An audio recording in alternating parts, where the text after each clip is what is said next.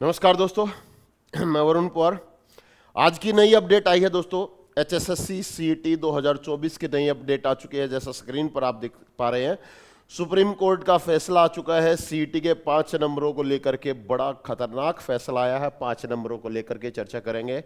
TGT भर्ती पर, group D भर्ती पर और ग्रुप 20 पर इसका क्या असर रहने वाला है। टीजीटी की जो 7,000 आपकी 441 जो पोस्ट आई थी उन पर क्या फ़र्क रहेगा। डी ग्रुप की लगभग जो आपकी 13,000 पोस्ट थी उन पर क्या फ़र्क रहेगा। और जो 20 ग्रुप वाले जो ज्वाइन कर चुके हैं उनके ऊपर क्या फ़र्क पड़ेगा। ये री एडवर्टाइजमेंट होंगी या पेपर दोबारा होगा, यहाँ पर हम चर्चा करने वाले हैं। देखिएगा, मैं आपको बता दूं, अभी सरकार का जो फैसला आया उसमें उन्होंने क्या कहा कि जो सीईटी के अंदर आपको, जो सीईटी के अंदर 5 अंक मिलते थे दोस्तों, सीईटी के अंदर आपको जो 5 अंक मिल रहे थे, 5 अंक आर्थिक आधार पर मिल रहे थे, फुर हो गए भाई। ठीक है, कह दिया उन्होंने, खत्म कर दिया, खत्म कर दिया। सुप्रीम कोर्ट के अंदर जो केस चल रहा था, सुप्रीम कोर्ट में वो खारिज कर दिया गया, 5 नंबर के बगैर ही होगा। लेकिन उन्होंने ये 5 नंबर आपको 2022 में से शुरुआत हुई थी। 5 नंबर की कब से शुरुआत हुई थी? 2022 से इनकी शुरुआत हुई थी। किसी खास भर्ती को लेकर नहीं, उन्होंने कहा यही कोर्ट के अंदर, जो हाई कोर्ट के अंदर जो था ना, हाई कोर्ट के अंदर जब सरकार का जो केस चल रहा था, हाई कोर्ट के अंदर, हाई कोर्ट ने भी यही आपका फैसला सुनाया था, 5 नंबर को खत्म कर दिया था। तो इन्होंने भी, सुप्रीम कोर्ट ने भी क्या किया, उच्चतम न्यायालय ने भी क्या किया, उच्चतम न्यायालय ने भी इसको क्या कर दिया, 5 नंबर को जड़ से खत्म कर दिया भाई। ठीक है, अब देखो, अब क्या है, देखो यहां पर स्थिति आई, आप न्यूज़पेपर पढ़ा होगा तो आप जानते भी होंगे कि अब फिर से तो दोबारा से यदि मैं बात करूं ग्रुप 20 की, ग्रुप 20 की, तो ये तो ज्वाइन कर चुके हैं ग्रुप 20 वाले। अब इनके ऊपर क्या फर्क पड़ेगा, बाकी के ऊपर क्या फर्क पड़ेगा, देखिएगा। अब ग्रुप 20 जो ज्वाइन कर चुके हैं, अब समस्या ये है भाई, ये लगातार बने रहेंगे, पक्के रहेंगे या नहीं रहेंगे। अब स्थिति ये है कि ये अभी तक तो बने रहेंगे, अभी तक तो इनको हटाया नहीं जाएगा। तो इनको 6 महीने तक, अगले 6 महीने तक सैलरी मिलती रहेगी, इनका काम चलता रहेगा। अब ये जो लिस्ट लगी, इसके अकॉर्डिंग ग्रुप 20 वालों को लगातार रखा जाए या ना रखा जाए। आप कमेंट करके तो बताओ भाई, आपकी क्या राय है, इनमें रखा जाएगा या नहीं रखा जाएगा।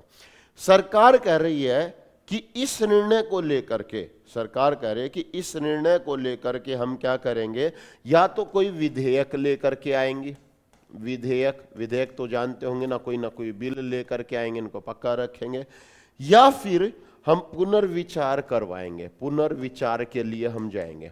ठीक है ना, मतलब बच्चों को कोई नुकसान ना हो, इस बच्चों के ना नुकसान के लिए हम ये सारी चीजें करेंगे। ठीक है, अब स्थिति क्या हो गई, अब रह गई बात डी ग्रुप वालों की। डी ग्रुप वालों के लिए तो कुछ कहा ही नहीं गया है।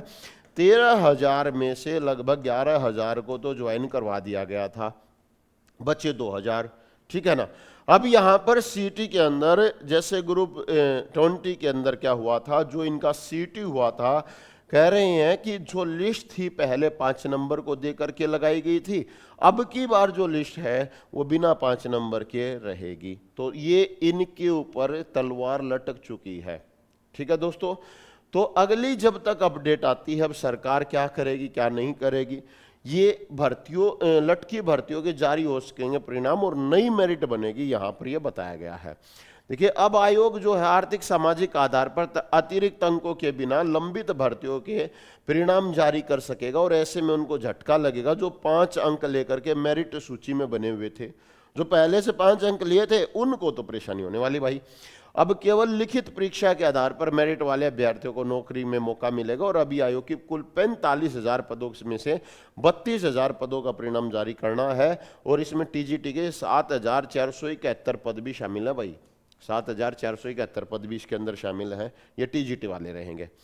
अब देखो यहां पर स्थिति क्या आई कि जो चयनित है उनके ऊपर भी तलवार लटक गई, जिनका चयन हो चुका उनके ऊपर सुप्रीम कोर्ट के फैसले के बाद नौकरी पा चुके चयनित जो 23,000, कितने दोस्तों, 23,000 कर्मचारियों की नौकरी के ऊपर भी तलवार आ गई है। और हाईकोर्ट के फैसले के अनुसार उनको भी परीक्षा देनी होगी। कह रहे हैं या तो परीक्षा दोबारा दो, परीक्षा दोबारा होगा, एग्जाम दोबारा से होगा। ठीक है सर, ऐसा कह रहे हैं। या फिर हाईकोर्ट के फैसले उनको परीक्षा दोबारा देनी होगी और परीक्षा में पास नहीं होने के सूरत के अंदर उनको क्या किया जाएगा, नौकरी से बर्खास्त कर दिया जाएगा। अगली स्थिति ये है, एग्जाम दोबारा लो और उसमें जिसका नाम आए वो नौकरी पर रहेगा, अदरवाइज नौकरी से क्या हो जाएगा, बर्खास्त हो जाएगा। ठीक है, परीक्षा होने तक उनको वेतन लगातार, जब तक ये परीक्षा नहीं होती जब तक ये उनको लगातार जो वेतन है ये मिलता रहेगा दोस्तों। ठीक है, अगली अपडेट तक हम आपके साथ में बने रहेंगे, नेक्स्ट अपडेट आपको जल्दी से देंगे। धन्यवाद दोस्तों।